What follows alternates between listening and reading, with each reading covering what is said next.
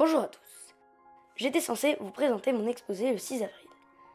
Mais comme je suis confiné comme vous tous, aujourd'hui, pour remplacer mon exposé, je vous ai préparé un petit reportage vidéo sur les colibris. J'espère qu'il vous plaira. Tout d'abord, qu'est-ce qu'un colibri? C'est le plus petit oiseau du monde. Les colibris mesurent en moyenne 5 cm et pèsent entre 2 et 8 grammes. C'est aussi le seul oiseau capable de voler en arrière et surtout le plus rapide. Il peut se déplacer à plus de 100 km/h pour certaines espèces. Ses battements d'ailes sont extrêmement rapides. Il est capable d'effectuer jusqu'à 200 battements d'ailes par seconde. En moyenne, il en effectue 50 à 60 par seconde. Ils sont invisibles à l'œil nu. Ses capacités s'expliquent par la taille et l'inclinaison de ses ailes. Celles-ci ne vont pas de haut en bas, comme la plupart des oiseaux, mais d'avant en arrière. Ce qui lui permet de faire du vol, sur place,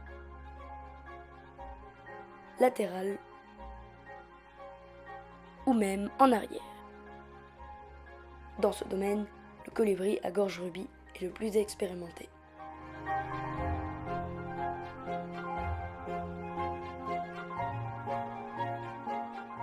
Le colibri ressemble beaucoup aux abeilles, non pas au niveau de son physique, mais plutôt au niveau de son comportement. C'est d'ailleurs pour ça qu'on l'appelle aussi le petit oiseau-mouche, car il est l'un des seuls oiseaux à se nourrir généralement de nectar de fleurs. C'est grâce à son vol sur place qu'il peut se nourrir du nectar des fleurs et capturer des insectes sur la végétation. Pour aspirer le nectar, il utilise son long bec et sa langue extensible.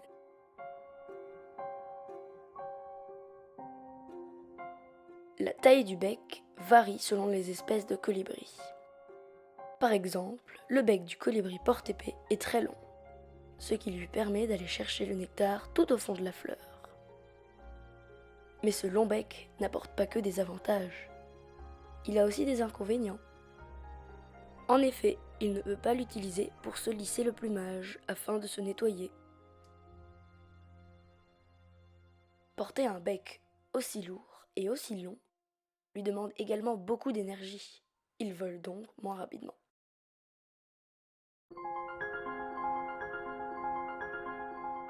Les colibris ne vivent qu'en Amérique.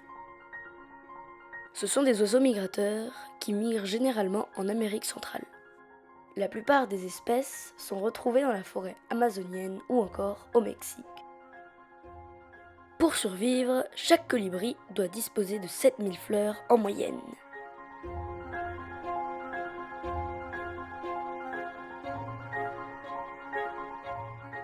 Pour défendre ce territoire et leur famille, les colibris peuvent se montrer très agressifs.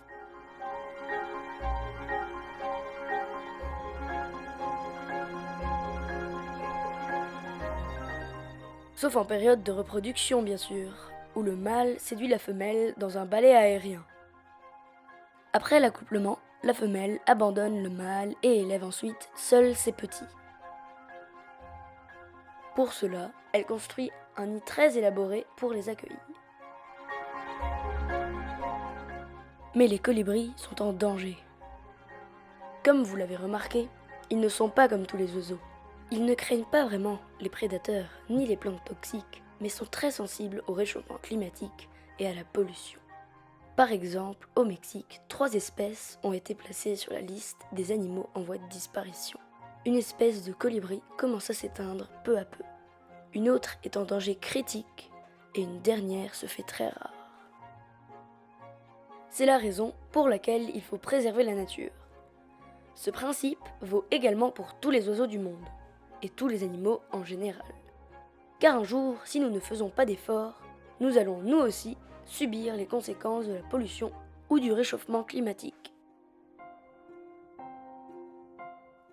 J'espère que ce petit reportage vous a plu et que vous ne vous ennuyez pas trop durant le confinement. J'espère également que ce petit oiseau-mouche a attiré votre attention.